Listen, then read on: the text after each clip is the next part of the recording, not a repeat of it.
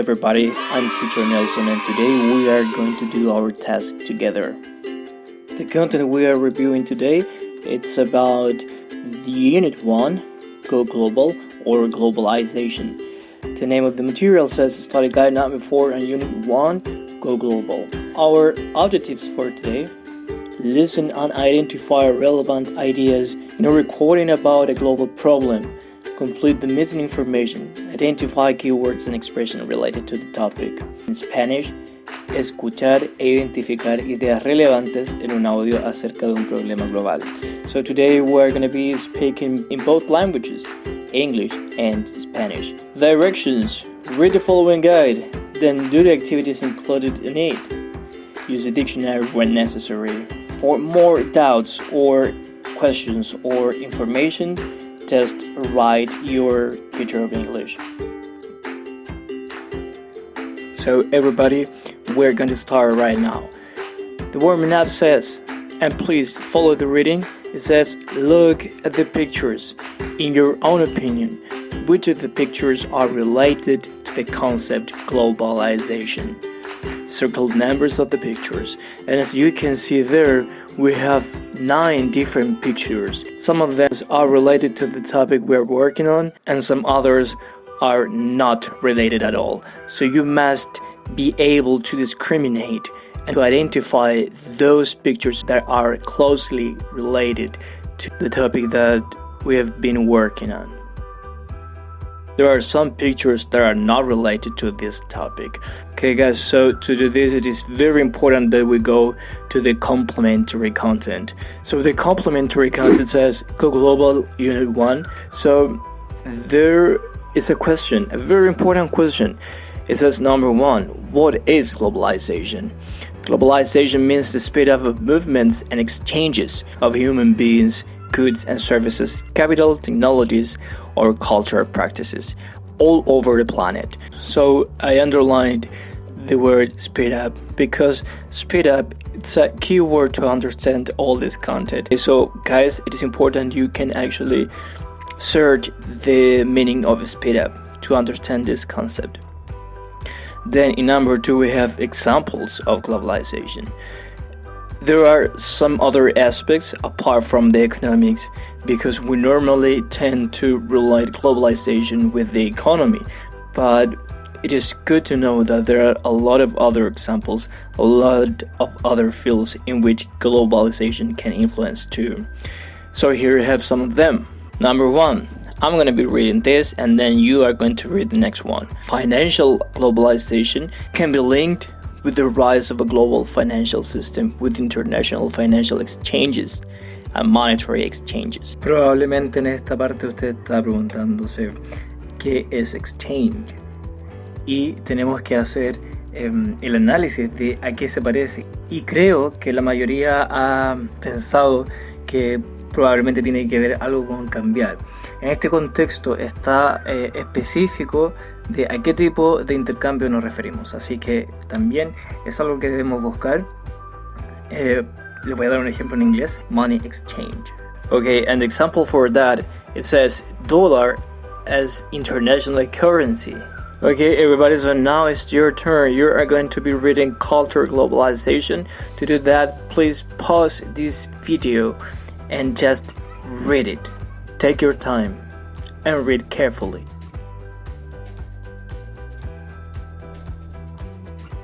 Very well done. Now we have political globalization, and it says the development and growing influence of international organizations. For example, an international organization such as UN, FIFA, WHO, etc. Great, now it's your turn again. Please read technological globalization. Well done everybody. Now we have geographic globalization, and it says that it's a new organization and cultural limits of different regions of the world that are constantly changing. For example, the easy access to flights and means of transportation to travel the world. And to finish this complementary content, you will read ecological globalization. Do it now, please. Well done, everybody. If you want to know more about this, go to the link that I added to you, the site where I took this information from. Okay, so now we are super ready to do the activity number 1. Take your time to do this task and pause this video. Okay, well done. Now we are going to do activity number 2. It says, according to the complementary consent, which of those pictures belong to the following definitions? Write numbers next to the concepts. You can write numbers next to the concepts or in any space available to write numbers. So we have, again, ecological globalization, geographic globalization, technological, political, cultural, and financial globalization. All you have to do is to put the numbers of those pictures that you think are part of globalization. For example, and this is in Spanish, solo escribe el número de la imagen que corresponda al concepto.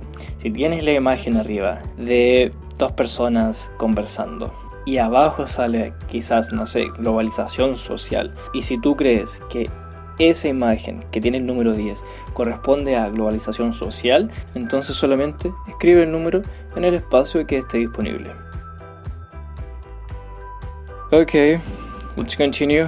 This is the track 13. So you are going to listen to a recording related to food. First, make predictions about the type and content of the recording. So it says, I think this recording will be about. So what do you guys think about this?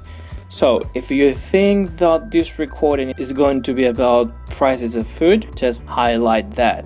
If you think that this recording is going to be about pros and cons of food, or in other words, advantages or disadvantages of food, just highlight that. The same if you think that we are listening a recording about typical national food, and the same if you think that we are going to listen about food production and business. So the idea is that in the end we are going to be able to see if our predictions were right or were wrong. Listen to the recording, check your predictions, and complete the first point in the file. Just the first point, okay, because it has 2 parts. Now we are going to listen to track 13 and we are going to be paying attention to all of those parts that are related to general information. Vamos a poner atención en palabras claves, en pistas, como por ejemplo el tono de las personas que hablan. Vamos a poner atención también en las expresiones que ellos ocupan y finalmente vamos a poder inferir información, ¿sí? Entonces, lo que debes hacer ahora es darle clic al audio, escucharlo y posteriormente volver a este General Information. Okay, everybody, now we have number 2.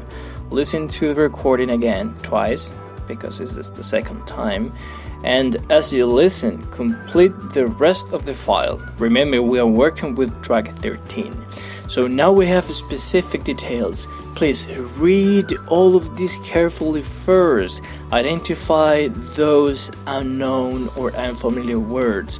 Try to search them, trying to understand the whole reading, whole context, instead of specific words, okay? So we have A, B, C, D, and E. Then we have the following instructions. Match according to the information in the recording. And on your left, you have rising global, increasing food developing, growing emergency. On the other hand, you have more words, and all you have to do is to match them according to what you are listening to. Finally, main conclusions. What are 3 main consequences of the problem? Listen carefully and do the tasks. And also, we have, what is the spokesman's attitude? How can you tell? Tell, aparte de decir, también significa notar. ¿Cómo puedes notar esta actitud del hombre que habla? Eso me están preguntando. Pessimistic, optimistic. Entonces vamos a seleccionar una de las 2 opciones y vamos a escribir o reflexionar cómo nos dimos cuenta que eso era pesimista u optimista. Good, everybody.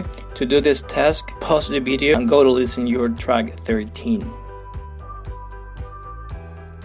Okay, well done everybody. Now we have a brief activity after listening. It says, work it out. Read these sentences from the recording, paying special attention to the words involved. Then answer the questions and check your answers with your partner. If you don't have a partner who speaks English at home, try to talk to your partner, to your friend, to your classmate, using WhatsApp, for example. We are paying attention of those words that are involved, such as touch off, taken away from, come up with. And after you read that, we are going to letter A and says, what are these types of words? Are they verbs? Do they sound like nouns? Or do they sound like adverbs? So select just one option. Letter B, how many elements do these types of words combine? ¿Cuántos elementos combinan estas palabras? ¿Es una palabra? ¿Son dos, tres? Ustedes tienen que decidir de acuerdo a lo que leen. Letter C, complete.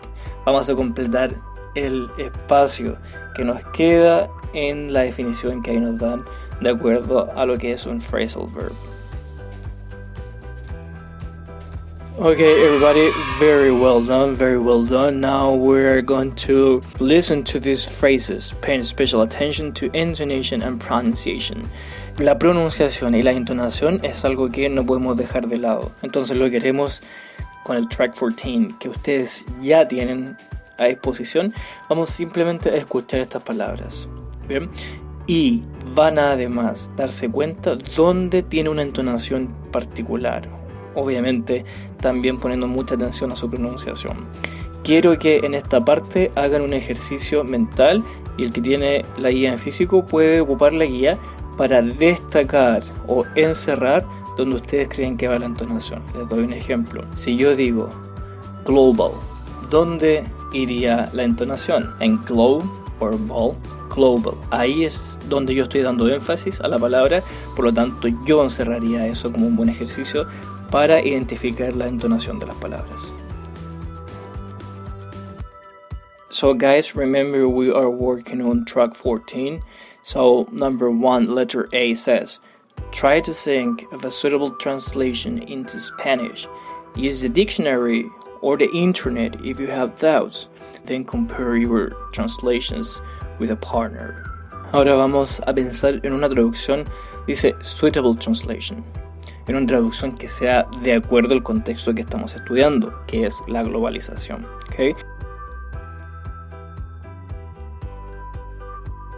Okay, so now we're going to use track 14 again. Now you will listen and repeat these expressions just to incorporate proper sounds of English to your own sounds. Then we have, what do we use those expressions for? Identificar que todas esas palabras tienen un propósito. ¿Cuál es el propósito? Dice, we think that, we don't think, in our opinion, in the future, we agree that, we propose that. ¿Qué es lo que estoy queriendo expresar? ¿Para qué ocupo esas palabras? Es el uso, ¿ok? Entonces, ¿para qué utilizamos esas expresiones? Y dar dos ejemplos. En el espacio tenemos, las utilizamos para, y finalmente el ejemplo.